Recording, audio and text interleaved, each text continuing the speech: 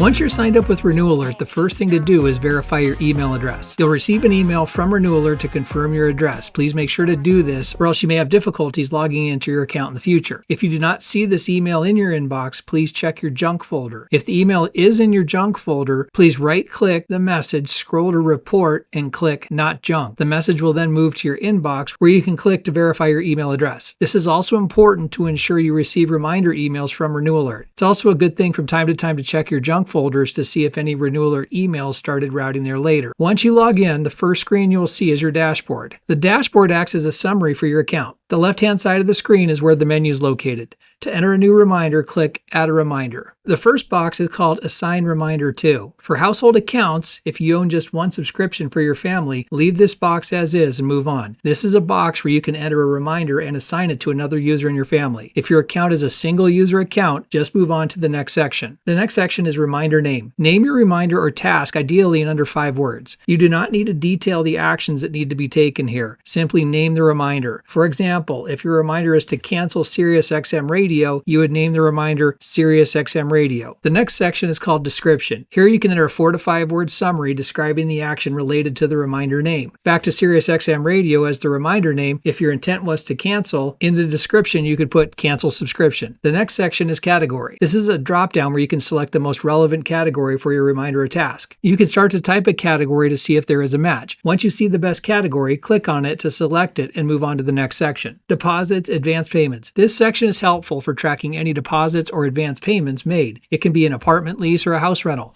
or a utility company may require a deposit for service. If there is no deposit or advance payment, leave this section blank. The next section is Payment Amount. Here you would enter the payment or expense associated with the reminder or the task. You can enter payments that are monthly, quarterly, semi-annually, or annually. Just enter the payment here, and in the next column, Payment Interval, select the frequency that payment is due that you listed in the payment amount. The next section is called Last Payment Amount. This section is just here if it's helpful to you. If you make annual payments, for example, you can log the amount here, and in the next section, Last Payment Date, enter the date you paid it there. Both of these sections are helpful so you can see when you paid something that is not typically charged monthly and how much you paid. This can help if a company tries to come back and bill you again for something if you've already paid. Last Payment is also helpful where you can log a payment and date. Then if you revisit that contract a year later, match the pricing. Is it still the same price or has it gone up?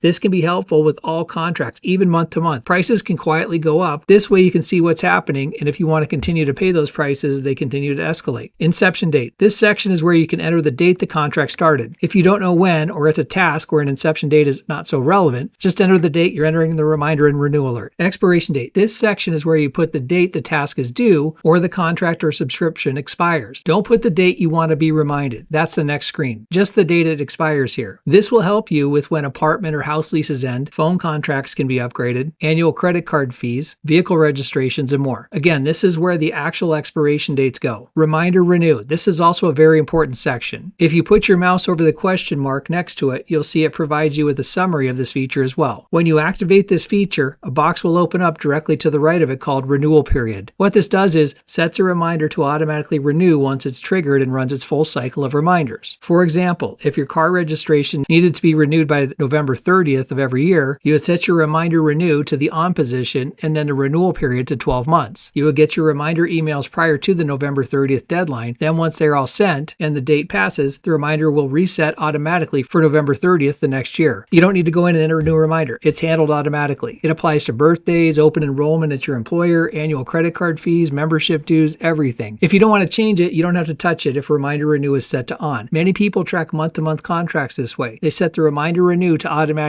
reset every 12 months, even though the contract is month to month. Then once a year, our clients evaluate the contract or subscription, ask themselves, do they still need it? Has this price gone up? Are there better options? Are they happy with it? And let it roll over for another year. Reminder renew will stay active until you turn it off. Supplier rating. Ever have a terrible experience with a subscription or contract, but you're stuck with it for another, say, 8 months? Here you can rate it, and then when you see you are getting close to expiration, remember your bad experience. You can also add notes in the reminder notes section detailing your bad experience. The star rating acts as a warning flag that this vendor or subscription may not be delivering the experience you are looking for. Account number. Here you enter any account numbers. It could be a car loan insurance policy number, or if it's a website, just put email so you know it's your email that you log in with. Supplier task and notes. Here you can add a line of more details or action items related to this task, subscription, or contract, or just leave it blank if you want. Website or email address. Here you can enter the website related to the task, subscription, or contract. If, for example, it's a vehicle registration renewal and you can do it online and there are instructions there, paste the link to that website here. Save yourself the pain of reinventing the wheel every year. Enter it once here. If you have an email address of a vendor to send a non-renewal or cancellation notice, put it here. Give yourself breadcrumbs. If you have a reminder renew set, you can make an effort to improve your details every year, so each time this reminder comes up, you can easily see what to do and how you did it the year before. Phone number. You can leave it blank or add one. SiriusXM radio, for example. Often you need to call to cancel and it's not always easy to find the phone number. Once you do, add it here and then you know the phone number to call once you have your account number if it's asked. It's all here. Non-renewal sent date. This will usually be left blank. The purpose of this section is if you ever have to cancel a subscription or contract and it still has time left to run before the subscription or contract is terminated, you can log that date here. Then if the contract or subscription down the line ends up renewing or not terminating as you thought, you can reference the date here and any notes you may have. It can also act as a to-do list where if you know something needs to be canceled, if you look and do not see that date here, you can safely assume it's not likely been done and still needs action. Reminder notes. Here's where you can enter all of your notes and updates related to this task or your reminder. User tip. Before you add anything here, you can click Reminder Template,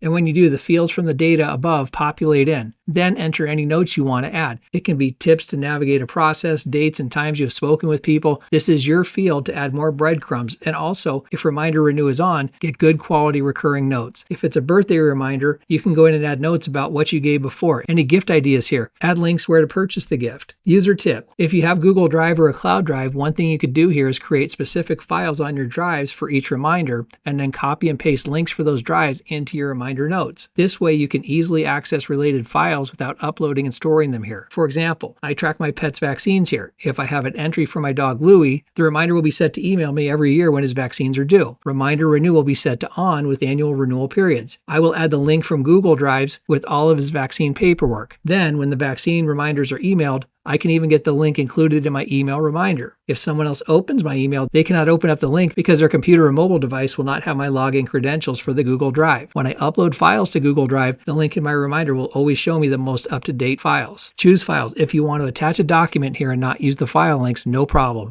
Just click Choose Files and upload any files directly to the reminder or task. Next, click Save, proceed to email for the next screen. This next screen is where you set your email details that will be sent to you. Each field has the question mark icon next to them, which you can run your mouse over for additional details explaining the section. Reminder period. This is where you enter when, prior to the expiration date of the task, subscription, or reminder that you want to be reminded. It's a very flexible section. Let's say it's an airline credit that's expiring. In that example, you don't want to use the reminder to be set too closely to the expiration date. You need time to figure out how to use that credit. So you may want to set that for 3 months before the expiration date. If it's your car insurance, you may want to shop rates and not be forced to renew with whatever your insurance company gives you. Again, you'll want to set that reminder out maybe 60 days. Be deliberate here. Make sure you give yourself time to act, but not too much time that you procrastinate and it slips by. Remember, Reminder Renew can be your safety net, where if you do set your dates poorly, it will reset for the next interval. So don't be afraid to change your reminder period. Reminders to send. Here you can select how many email reminders you want to send out. You can pick anywhere from 0 to 3. The system numbers the emails, which is helpful, so you know when it's a final reminder and time to do something. Contacts. The Renew Alert account holder's email will populate here. If you want to add a family member or someone else to a reminder, simply click Add Contact and an additional email field will appear. You can add up to 5 additional email addresses for each reminder. It's a great way to automate reminders to people. And if you have multiple reminders set, it's a great way to automate follow-up reminders too. Notes. This is an area you can pre-write your email to yourself and anyone else you are including in the email reminders. User tip here. See Reminder Email Templates. I generally select Use Reminder Notes. This will pull the reminder notes from the previous screen over. Then you can add or delete details and also add instructional text at the top that will help you improve the quality of your reminder email. The goal here is to set yourself up for success later and for years to come. Spend a few extra minutes today providing extra details, and that'll pay you dividends for many years. iCal checkbox. If you check this, you'll get an Outlook or Gmail calendar entry for this reminder.